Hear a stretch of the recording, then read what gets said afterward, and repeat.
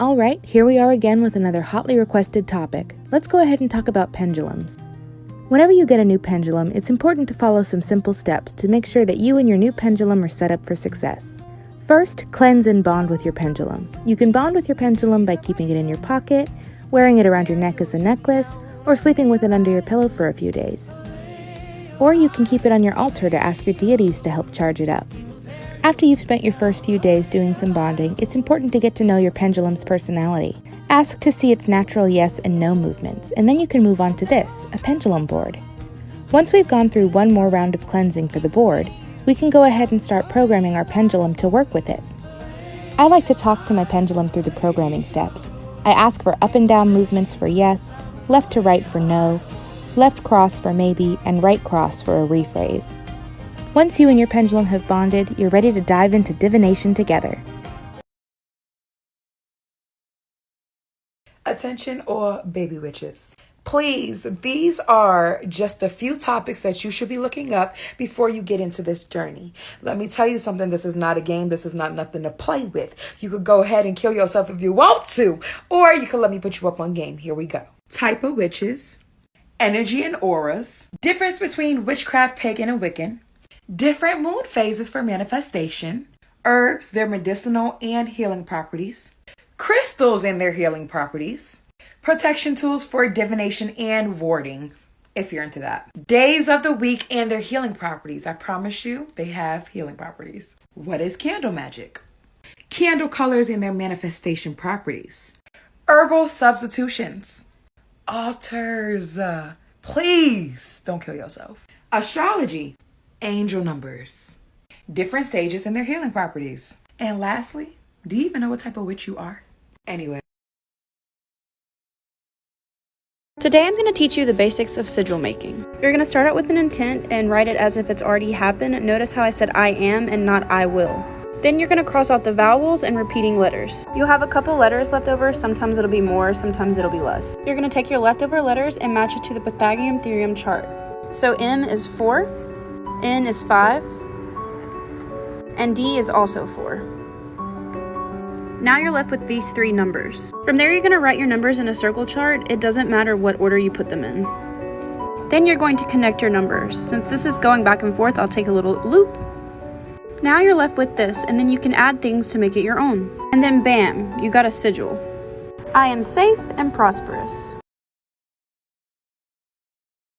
Here are some good tips for beginner witches or people thinking about getting into the practice. You may be new to the magic, but the magic is not new to you. Now let me explain. Understand that you have more power than you think.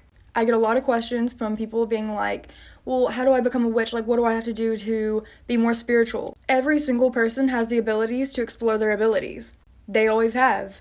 Being a witch or spiritual is not set to a specific practice or religion. How I've always recommended starting out with witchcraft or being spiritual is by grounding or meditation or shadow work, or all three. Remember, there's no rush. You don't have to learn all of this stuff in one night. You will constantly be growing and learning. There's no ending. The world is filled with energy. It's all around us. And if you're ready to learn how to manipulate it and use it to your advantage, then make sure you do the proper research. Everyone has the ability to do that. We do it every day without thinking about it. Every thought that you think and word that you say is manipulating the energy around you. If you want to check them out, I have videos on how to get into witchcraft. Blessed be. Quick witch tip, check out your local Asian grocery store for herbs. They often have a wide variety, and I was able to find some lavender, jasmine, and rose, which was a pleasant surprise. Green witch tip, hang some fresh rosemary above your bed.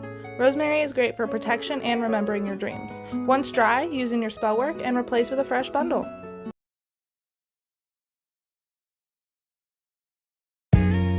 With a child's heart, no need to worry. Different types of water used in witchcraft. First off, of course we have moon water. Moon water has so many great uses, but it's mainly used for purifying, cleansing, and balancing. Rainwater.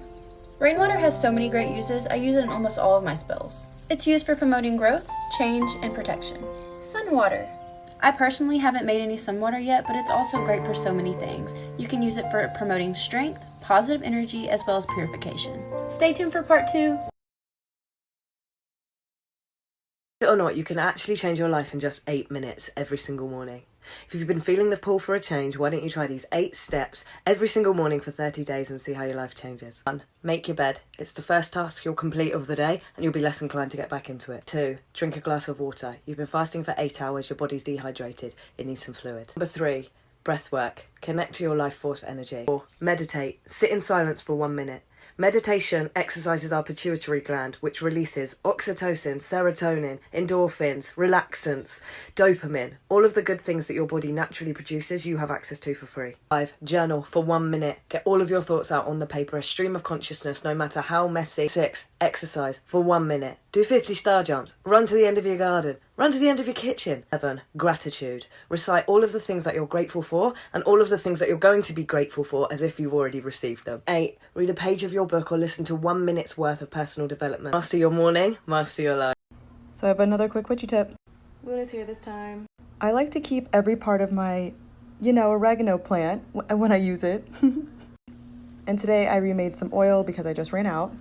And I love making oil out of my stems. I don't know what I can call this because it's great for love, healing. It brings in money. It's good for divination, visions, meditation. Honestly, I kind of use this as like a speeder or every single spell.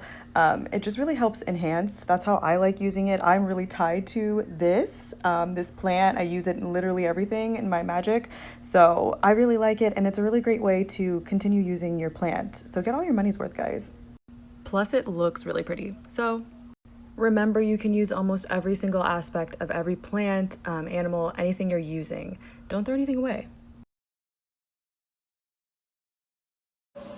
Quick baby witch tip. Whenever you're burning incense or cleansing your space, make sure you have a window open. That way all the negative energy can fly its ass right on out of your life. Witchy tip I wish I would have known as a beginner witch. The full moon is not the only phase you should pay attention to.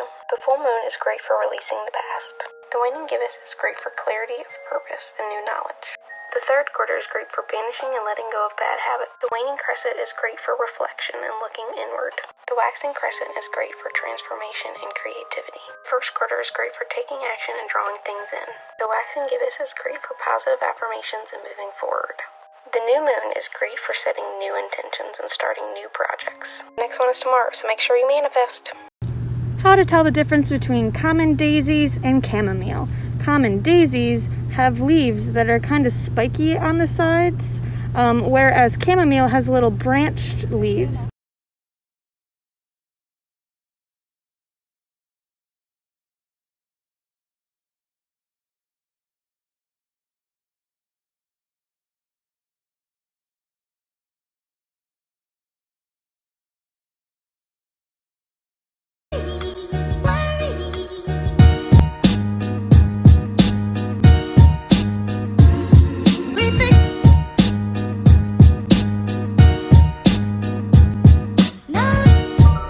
Tip. Start using crystals in your plants. Each stone promotes something different for your plant.